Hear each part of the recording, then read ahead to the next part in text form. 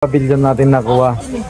Yung mga establishmento nito, napakaganda, magara at mga bagong struktura. Pero yung dun lang sa buhangin tayo magtatlo ay sa baybayin. Kasi mabato, yung ibang bahagi magaspang. Yung ibang bahagi naman ay hindi magaspang. Kaya base sa aking nakita at saksiyan, ito'y may kagandahan at mayroon konting kapintasan. Hindi kaya talaga sa ibang tulad ng mga Boracay o kaya yung Karamuan o kaya sa Calagwas. Kung ikukumpara mo yung buhangin doon, malagatas at malapulburon.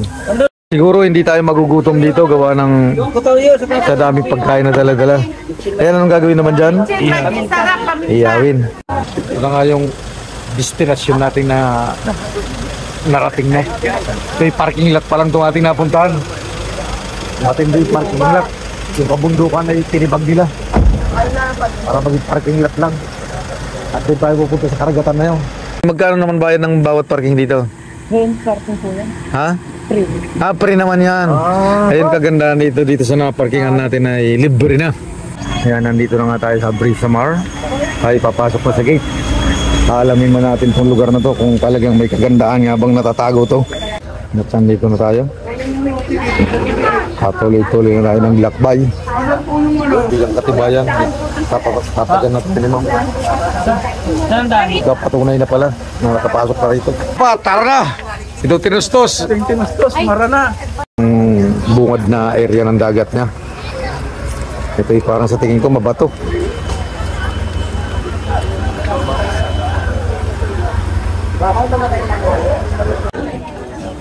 Uy, nasaan na?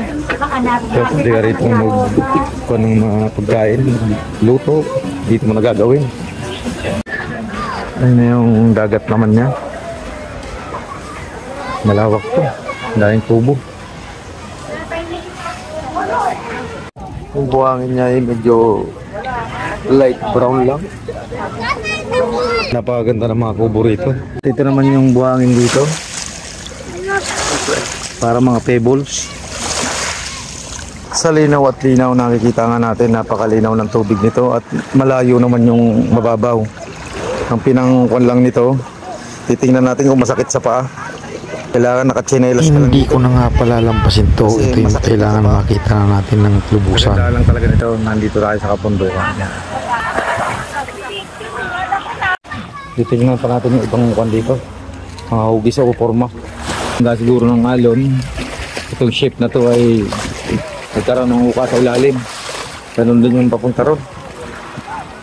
Dito na muna tayo mag-relax. Ito yung pinakamaganda rito. Pwede ka nang humiga-higa rito. At magpa-bangga ka sa alon.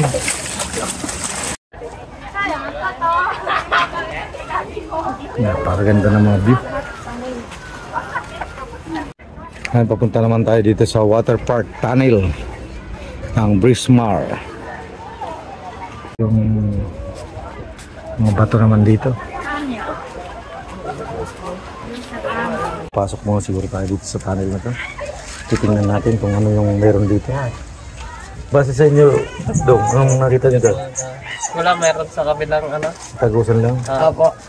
Pero walang mga kwan dyan? Makikita ng kababalagan? Wala. Wala naman. Normal naman daw. Siguro pupunta na natin to.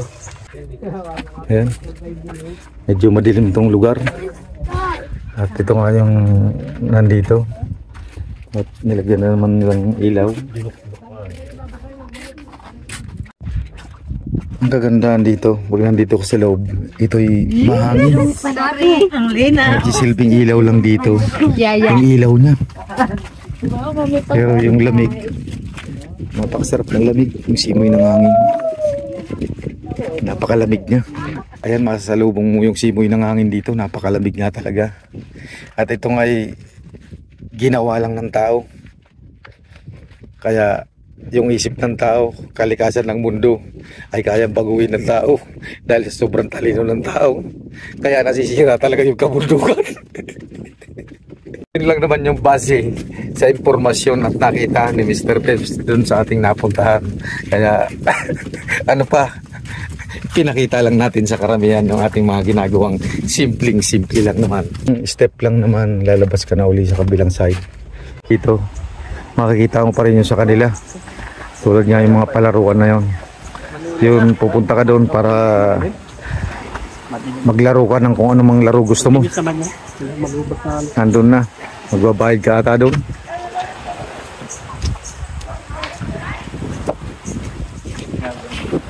Ito yung panalo, gawa ng impress yung hangin.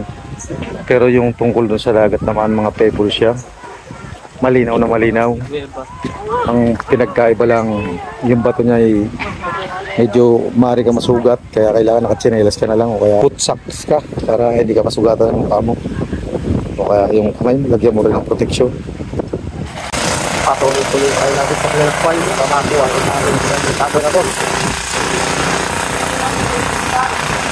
Ito naman yung mahabang padulasan dito. Dito yung magbabayad ka ng 100 pesos.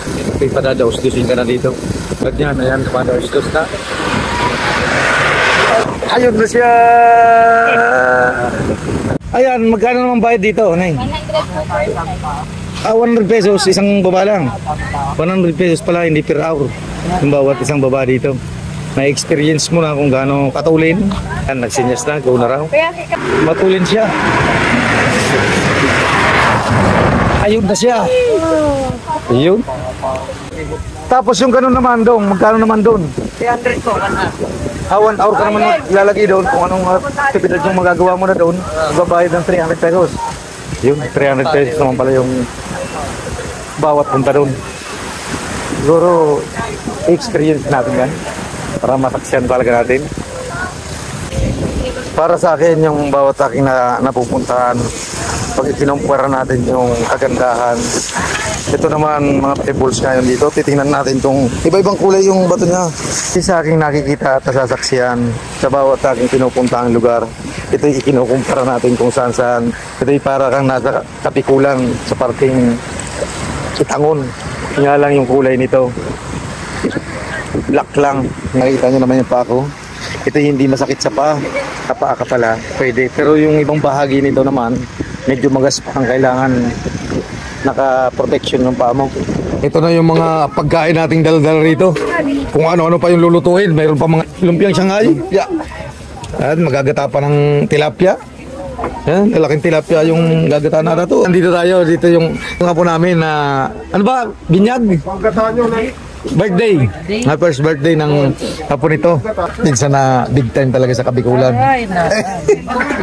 Ayan, ito na yung handa niya. Napakaraming handa nito. Ito pa. Ayun. Yung mali alok ka di? Rebusado. Rebusado. Ayun yung parang bagnet sa kuwan. Yung panghipon. Tuloy-tuloy na yung buffet natin na pagkain. Tuloy-tuloy din yung pagluto. Ito yung buffet lang. Wala na tayong kuwan nito. Kemi-kemi. Kanya-kanyang kasandok na at kain.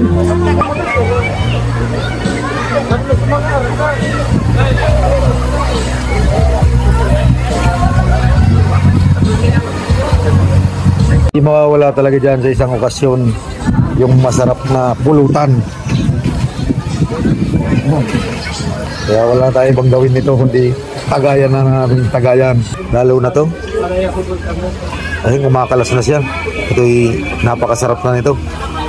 Susubukan ko na nga siyang tikman at nanamnamin na natin yung lasa niya.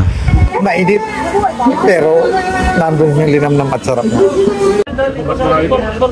Wala tayo ibang gawin dito kundi kumain at tumagay.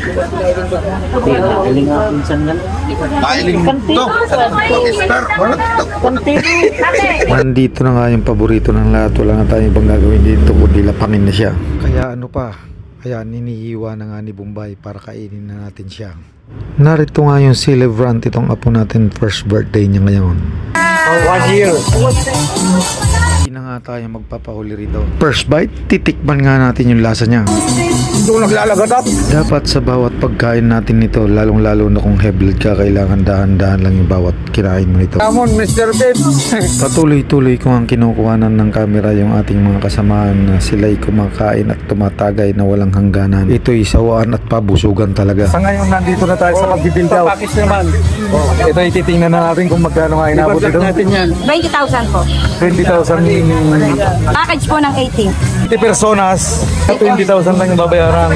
Masabi natin dito sa lugar, ito ay napakaganda. Sama mga ako dyan. Ayan, lalong-lalo na yung nag-assist sa atin. Ang ganda ni Madam yan. Salamat to. Ito na yung nagpatunay sa ating binayaran.